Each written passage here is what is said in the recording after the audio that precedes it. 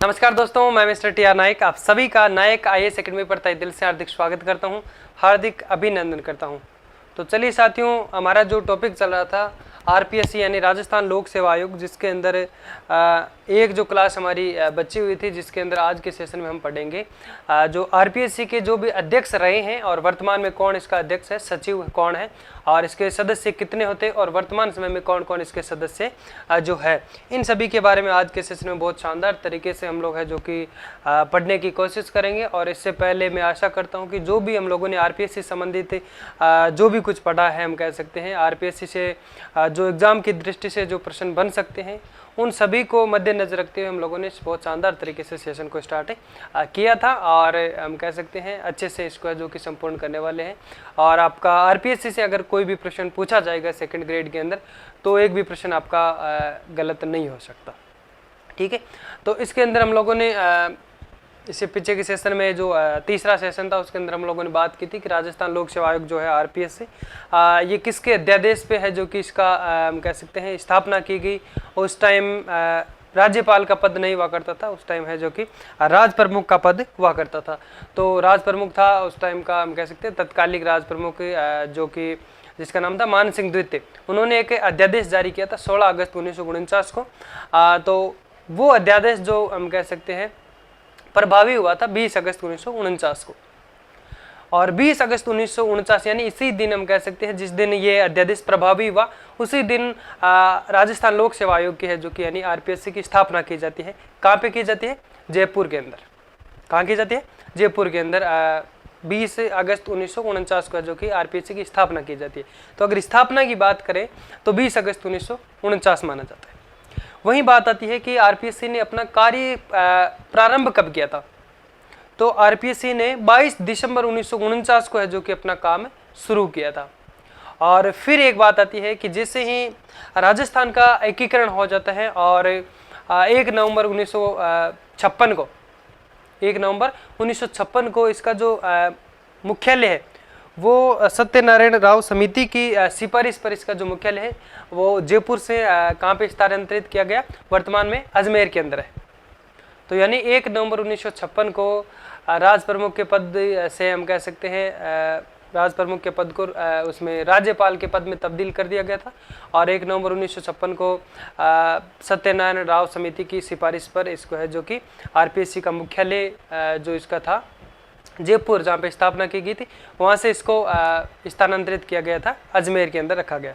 ठीक है, और शुरू में जब इसकी स्थापना की गई थी 1949 के अंदर, तब इसके अंदर जो सदस्यों की संख्या 1 अध्यक्ष प्लस 2 सदस्य थे। कितने थे? कुल 3 हुआ करते थे।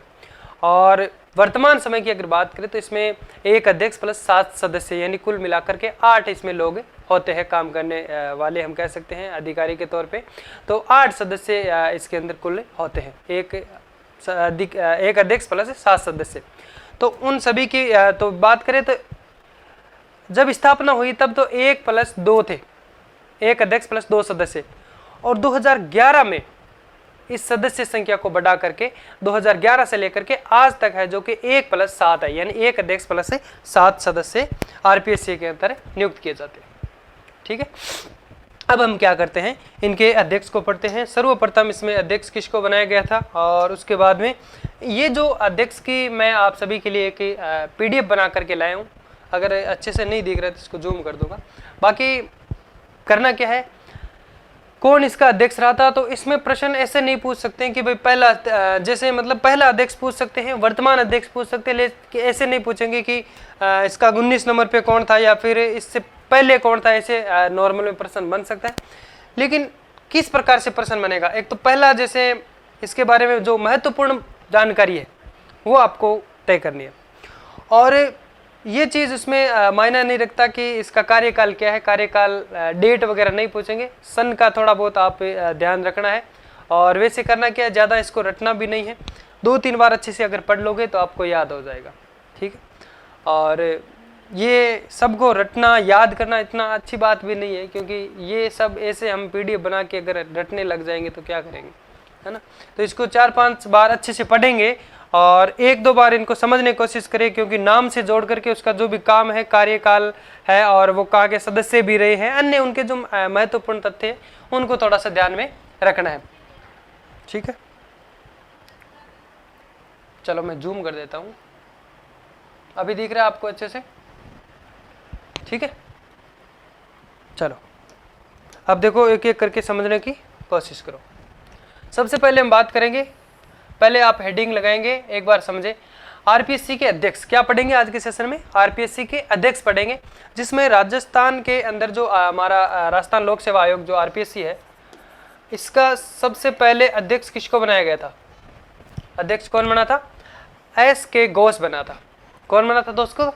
एस के घोष बना था। यानी पूरा नाम की बात करें तो शरद कुमार घोष था। क्या नाम था इनका पूरा नाम? शरद कुमार घोष, सर शरद कुमार घोष।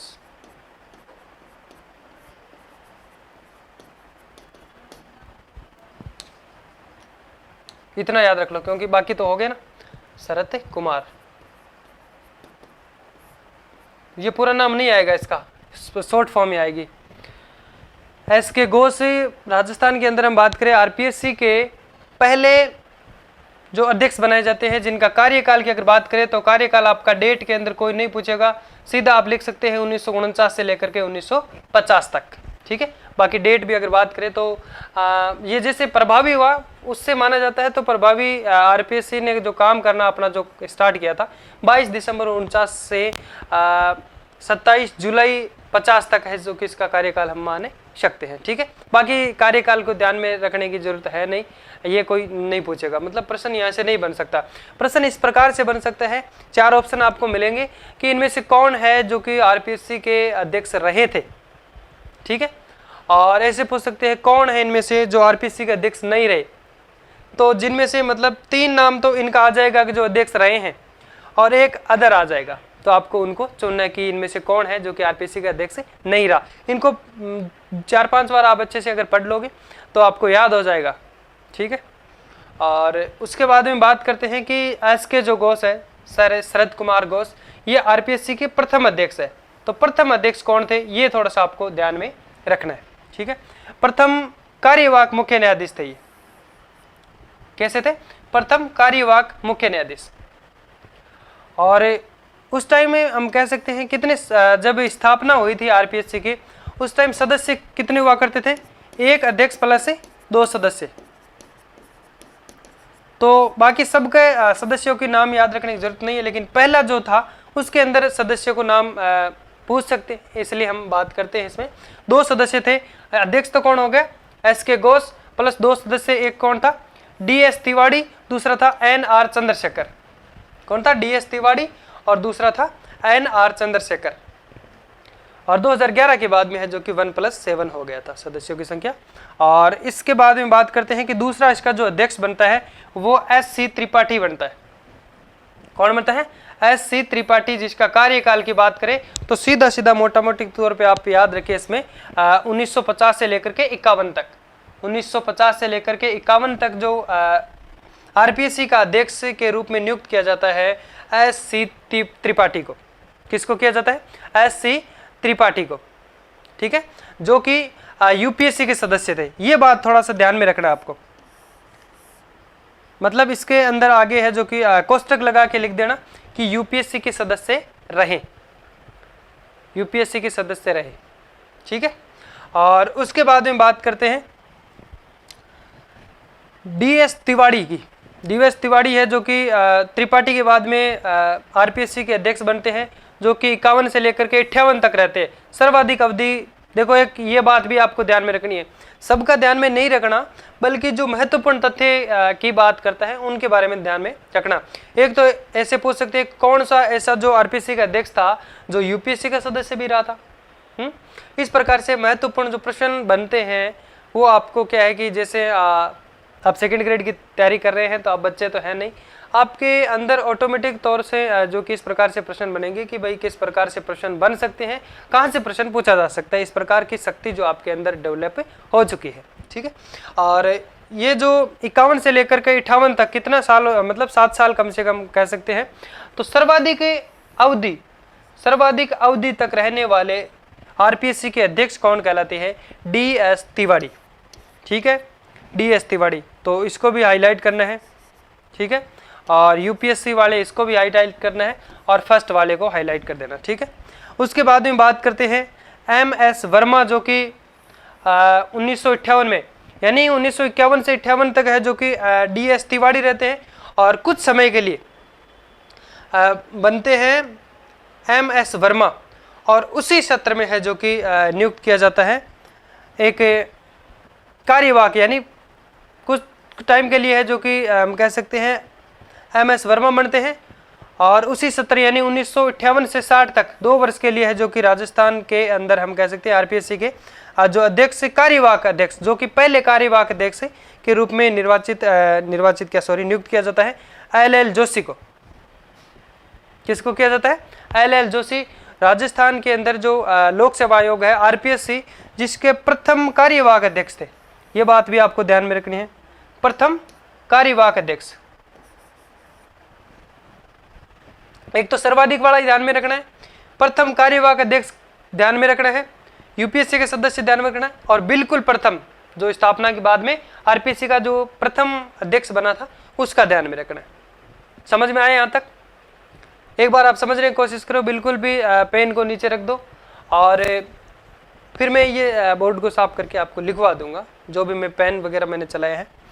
उनके बाद में आरपीएससी के अध्यक्ष बनते हैं 1960 से 66 तक, यानी 6 साल के लिए बी.वी. नार्लेकर, और बी.वी. नार्लेकर के बाद में वी.एस. राउत बनते हैं 1966 में, और 1966 से 71 तक आर.सी. चौधरी आरपीएससी के अध्यक्ष बनते हैं, और बी.डी. माथुर है जो कि 1971 से 1973 तक आरपीएससी के अध्यक्ष बनते हैं, जो कि चीफ इंजीनियर थे, और 73 से 75 तक है जो कि आर.एम. कपूर आरपीएससी के अध्यक्ष बनते हैं 1973 से 75 तक। मिस प्रिंट हो गई थी 1973 से 75 तक। मिस प्रिंट कितनी भी हो जाए पर गलत नहीं लिखाऊंगा आपको। ठीक है, और फिर 1975 से 1979 तक मोहम्मद याकूब आरपीएससी के अध्यक्ष बनते हैं, जो कि आरएचजेएस में सेवा दे रहे थे, अपने न्यायाधीश थे, यानी राजस्थान हाईकोर्ट जुडिशियल सर्विस के अंदर। और उसके बाद में श्री राम सिंह चौहान, इनका कार्यकाल था 1979 से 1980 तक। ठीक है, तो पहले इनको लिख लेते हैं, उसके बाद में आगे बढ़ते हैं। वैसे मैं आपको ये पीडीएफ दे देता डायरेक्ट, आप लिख लेते, लेकिन क्या है कि इसको मैं थोड़ा सा, इसमें समझने वाली बात तो कोई है नहीं, लेकिन एक बार क्या है कि मैं ये जो नाम भी आपके कानों से निकलेगा, और तो क्या है कि आपको याद हो जाएगा डायरेक्ट, इसलिए मैंने सोचा कि वीडियो ही बना दूं, या फिर मैं जल्दी जल्दी भी इसको बोल करके पूरा करवा सकता था। पहले आप एक हेडिंग लगाओ,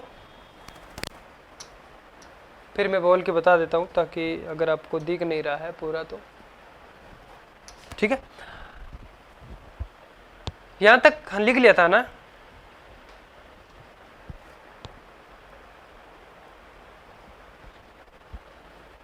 हाँ ठीक है, अब लिखो आरपीएससी का अध्यक्ष, आरपीएससी के अध्यक्ष, या फिर पूरा नाम लिखो तो लिख दो राजस्थान लोक सेवा आयोग के अध्यक्ष। पहले 1 नंबर लगा के लिखो आप एस.के. घोष, पूरा नाम लिखने की जरूरत नहीं है, सर शरद कुमार घोष, इतना लिख दो। एस.के. घोष, कार्यकाल, आरपीएससी ने अपना कार्य काम कह सकते काम शुरू कब किया था करना?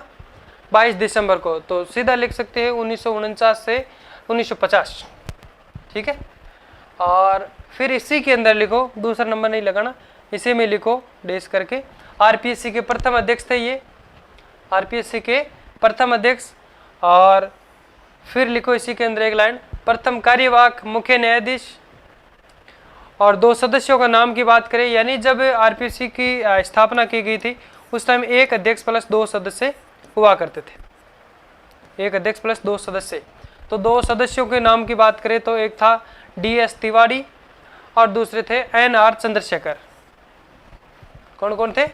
डी.एस. तिवारी और एन.आर. चंद्रशेखर 2 सदस्य थे, प्लस 1 अध्यक्ष एस.के. घोष थे। दूसरे अध्यक्ष की बात करें, कौन था? एस.सी. त्रिपाठी। एस.सी. त्रिपाठी जिनका कार्यकाल था 1950 से लेकर के 1951 तक, जो कि यूपीएससी के सदस्य थे।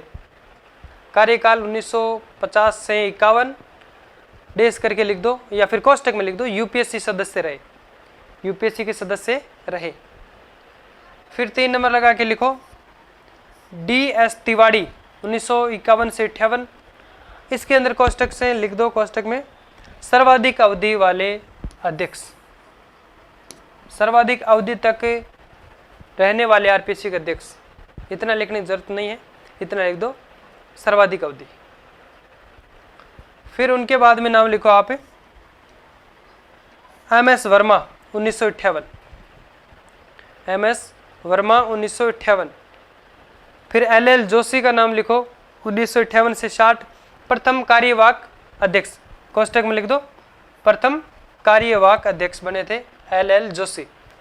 तो इनका थोड़ा महत्वपूर्ण रूप से आपको ध्यान में रखना है। एक तो एल.एल. जोशी का नाम और एक हम कह सकते हैं तिवाड़ी का नाम, डी.एस. तिवाड़ी, और प्रथम एस.के. घोष का, क्योंकि ये सर्वाधिक अवधि था इनका 7 साल लगभग, और ये प्रथम थे। और एक कम वाला में आगे हम बात करेंगे इसके बाद में, बिल्कुल 1 महीने 5 दिन के लिए है जो कि आरपीएससी के अध्यक्ष रहे थे, बिल्कुल कम कार्यकाल वाले।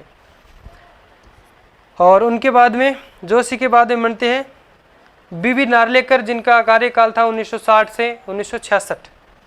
फिर 1966 में कुछ समय के लिए है जो कि वी.एस. रावत बनते हैं आरपीएससी के अध्यक्ष। और वी.एस. रावत के बाद में आर.सी. चौधरी, जिनका कार्यकाल लिखो आप 1966 से 1971 तक। और बी.डी. माथुर लिखो, उसके बाद में उनका कार्यकाल है 1971 से 73, जो कि कोष्टक में लिख दो चीफ इंजीनियर। ठीक है। और उनके बाद में 1973 से 1975, 1973 से 1975 किसका कार्यकाल है? 10 नंबर लगा के लिख दो आर.एम. कपूर 1973 से 1975। उनके बाद में मोहम्मद याकूब 1975 से 1979, और कोष्टक में लिख दो RHJS। फिर उनके बाद में है श्री राम सिंह चौहान 1979 से 1980 तक आरपीएससी के अध्यक्ष रहे थे। ठीक है, तो यहाँ तक पढ़ लिया, लिख भी लिया। चलो आगे बढ़े। ओके, आगे पढ़ते हैं।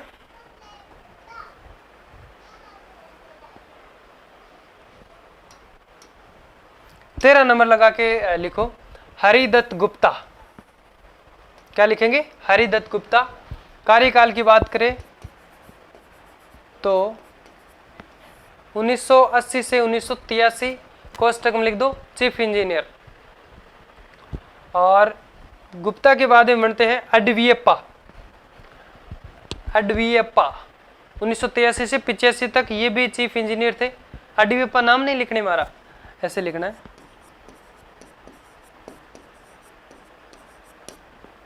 अडवियप्पा।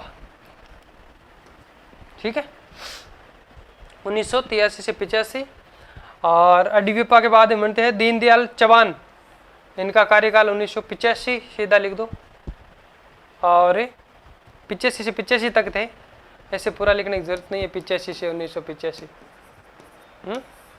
जब एक सत्र में रहे तो 2 बार लिखने की क्या जरूरत है? सीधा 85 लिख दो, डेट हमको कोई पूछेगा नहीं। उनके बाद में लिखो आप श्री J.M. खान 1985 से 89 तक रहे थे। और J.M. खान के बाद में S.C. Singhariya. S.C. Singhariya RPC के अध्यक्ष बनते हैं, जिनका कार्यकाल था 1989 से 1990 तक। ये भी कार्यवाहक थे। तो पहला कार्यवाहक हमको ध्यान में रखना है, जिसके बारे में हम लोगों ने बात कर ली है। ठीक है, एल.एल. जोशी पहला कार्यवाहक। और अब बात करते हैं यतेंद्र सिंह की। तो यतेंद्र सिंह जो आरपीएससी के अध्यक्ष 1990 से लेकर के 1995 तक है, जो कि आरपीएससी के अध्यक्ष रहे थे। फिर 1995 से लेकर के 1997 तक जो आरपीएससी के अध्यक्ष बनते हैं हनुमान प्रसाद, जो आरपीएससी के अध्यक्ष रहते हैं 95 से 97 तक। फिर इनके बाद में एक महत्वपूर्ण व्यक्तित्व का नाम आता है यहाँ पे, पीएस यादव।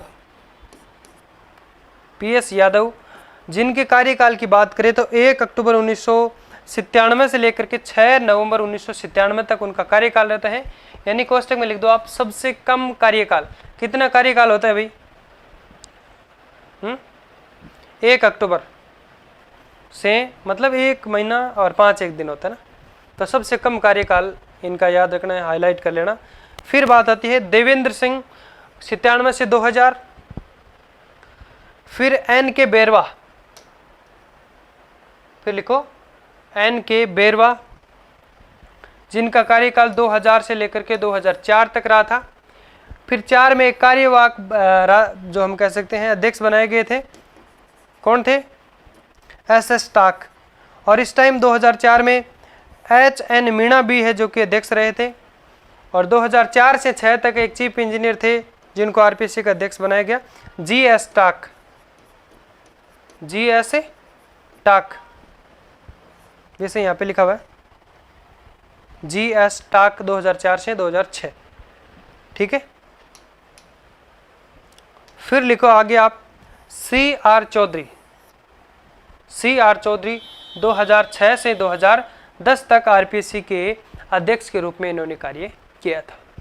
ठीक है। और 27 पे कौन थे? महेंद्र सिंह नाम करके थे, महेंद्र लाल कुमावत, जो कि एक आईपीएस ऑफिसर थे। 2010 से 2011 तक वो है जो कि आरपीएससी के अध्यक्ष के रूप में उन्होंने कार्य किया था। 10 से 11।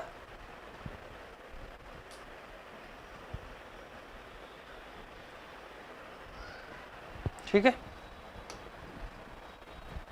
चलो अब इनके बारे में लिखो।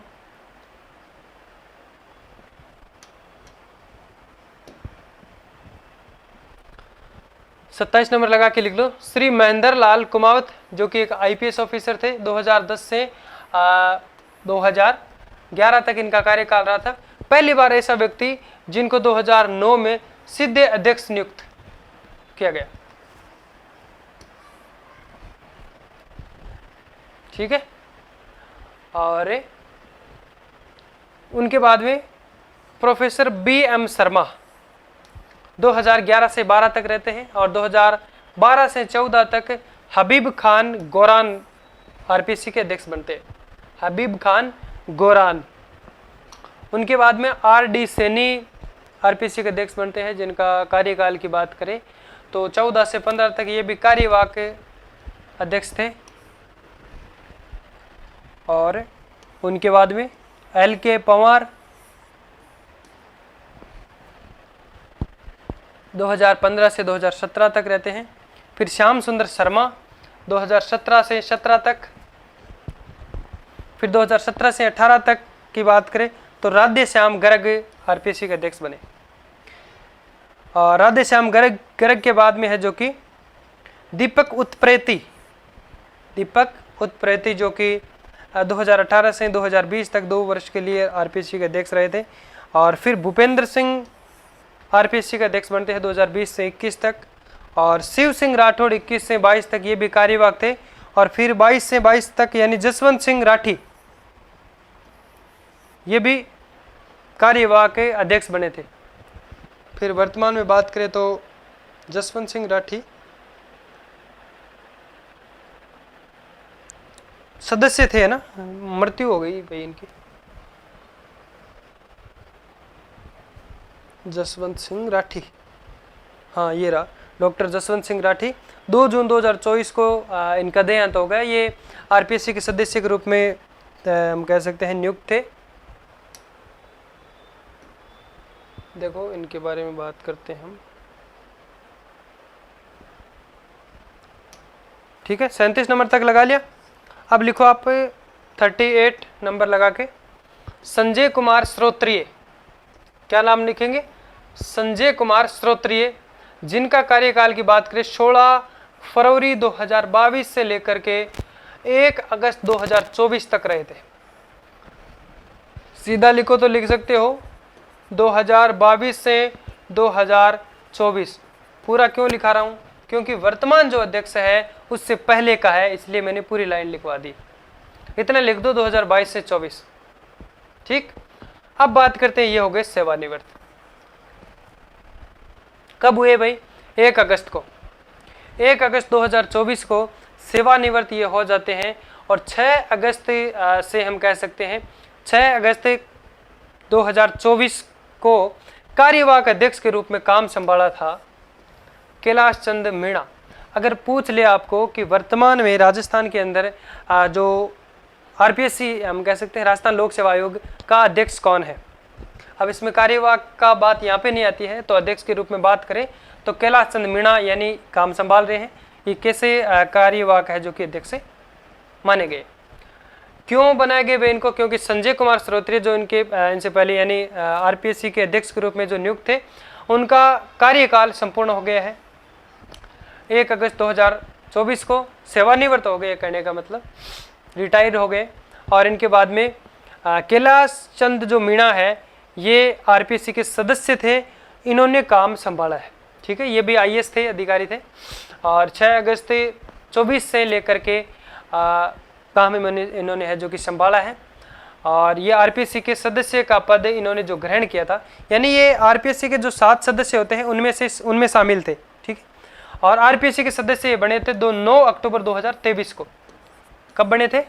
9 अक्टूबर 2023 को है जो कि आरपीएससी के सदस्य के रूप में इनकी नियुक्ति की गई थी। समझ में आ गया यहाँ तक?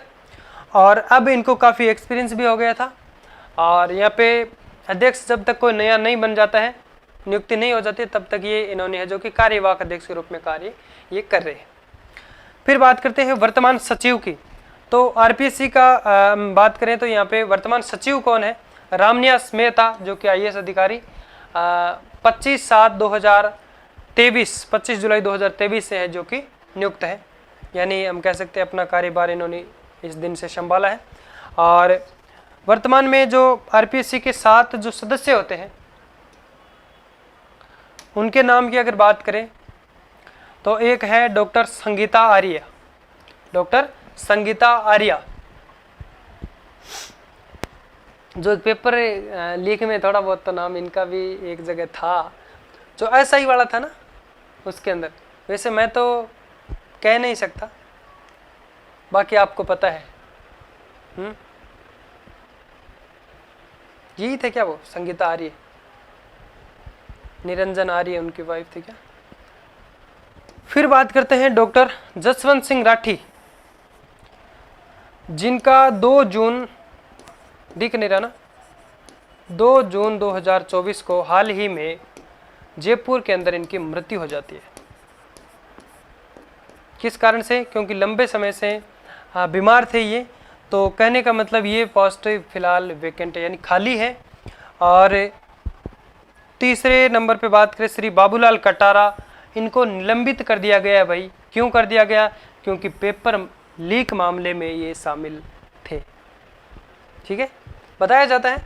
वैसे ये जो भी जानकारी है मैंने अच्छे से अपडेट भी की है और अलग अलग जगह से रिसर्च करके आपको शानदार मटेरियल में आप सभी के लिए लेकर के आया हूँ।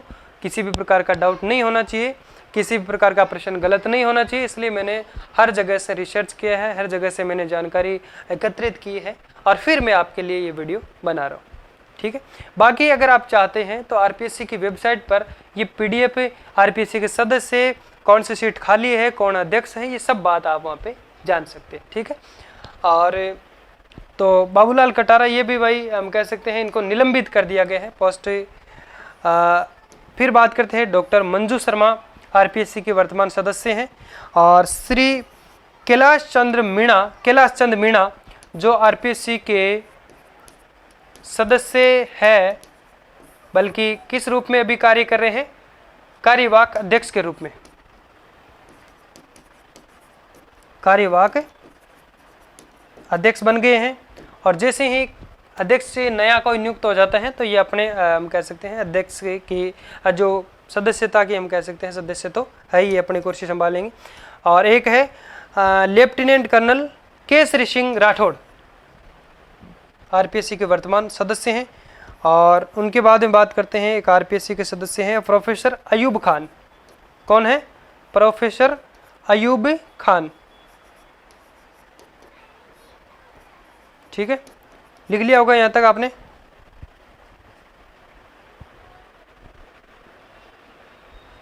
नहीं लिखा वैसे तो कहीं डाउट है तो मैं आपको फिर से बता दूं, और ऐसा कोई मेरे को लग नहीं रहा कि ऐसी कोई लाइन है या फिर ऐसी कोई चीज़ इसमें रही है जो मैं आपको समझ में नहीं आई है, और अगर दोबारा बताने की बात है तो मैं बता दूंगा। ठीक है,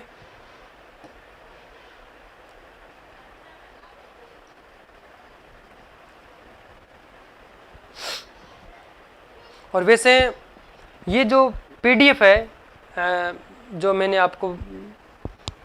आपके लिए जो पीडीएफ मैंने बनाई है, ये आपको टेलीग्राम चैनल हमारा जो है नायक आईएएस एकेडमी के नाम से, उस पर मिल जाएगी। उसको आप ज्वाइन कर लीजिए और पीडीएफ को देख करके आप अच्छे से नोट्स बना लेना। वैसे टेलीग्राम का नाम है नायक आईएएस एकेडमी। ठीक है, टेलीग्राम ज्वाइन कर लीजिए नायक आईएएस एकेडमी, उसमें ये पीडीएफ आपको फ्री में मिल जाएगी। और जो भी क्लास में लेता हूँ उसकी सारी पीडीएफ जो फ्री में आपको वहाँ पे मिल जाती हैं, और किसी भी प्रकार का कोई डाउट हो तो आप वहाँ पे पूछ सकते हैं, आपको जवाब दिया जाएगा। दूसरी बात, अब हम बात करते हैं कि राजस्थान पॉलिटी के अंदर जो हमारे सेकंड ग्रेड से संबंधित जो भी टॉपिक थे, उनमें से हमारे 2 टॉपिक बच गए। आरपीएससी का ये आज कंप्लीट हो गया है। एक तो राज्य मानवाधिकार आयोग हम पढ़ेंगे, जो असंवैधानिक आयोग है, गैर संवैधानिक आयोग है, उसको हम पढ़ लेंगे, क्योंकि टॉपिक के अंदर हमें सिलेबस में अलग से टॉपिक दिया गया है, तो उसको डीपली हमें पढ़ने की ज़रूरत है। तो उसमें कोशिश करूँगा एक वीडियो के अंदर मैं आपको पूरा आयोग बता दूंगा और एक भी प्रश्न बाहर जाने नहीं दूंगा। और उसके बाद में एक हमारा बचेगा राजस्थान की जो राज्य विधानसभा है, उसका एक टॉपिक और है। तो राज्य विधानसभा और ये राज्य मानवाधिकार आयोग, ये 2 टॉपिक बचे हैं राजस्थान के, ये मैं कल करवा दूंगा मानवाधिकार आयोग का, और परसों से स्टार्ट कर दूंगा। उसमें 5-6 क्लास हो जाएगी आपके राज्य की विधानसभा, जो राजस्थान विधानसभा उसकी। और उसके साथ साथ मैं कोशिश करता हूं कि इंडियन पॉलिटी शुरू कर दूं। तो सबसे पहले हम शुरू करेंगे संविधान से, भारत का संविधान पढ़ेंगे, फिर उसके बाद में टॉपिक दिया हुआ है सेकंड ग्रेड के अंदर संविधान की विशेषताएं, तो उनसे हम पहले क्या करते हैं, संविधान का निर्माण कैसे हुआ था, किस प्रकार से उसके लिए प्रस्ताव लाए गए, किस प्रकार से किन किन जो महत्वपूर्ण हम कह सकते हैं नेताओं ने कार्य किया था। ठीक है, और संविधान सभा की बात करेंगे, उसका गठन कब किया जाता है, किस प्रकार से किया जाता है, संविधान सभा का कार्य क्या होता है, इस प्रकार से हम बात उसके अंदर करने वाले हैं। बहुत शानदार तरीके से मैं उसमें आपको समझाने की कोशिश करूंगा भारत का संविधान, जिसमें बहुत बड़ा वैसे टॉपिक है वो, लेकिन मैं 8 से 10 क्लास के अंदर उसको पूरा करने की कोशिश करूंगा। बड़ा हो सकता है बट मैं बहुत अच्छे से उसको समझाने की कोशिश करूंगा। ठीक है, और इसी के साथ में आज के सेशन को यहीं पे पूर्ण करते हैं, फिर मिलते हैं दोस्तों।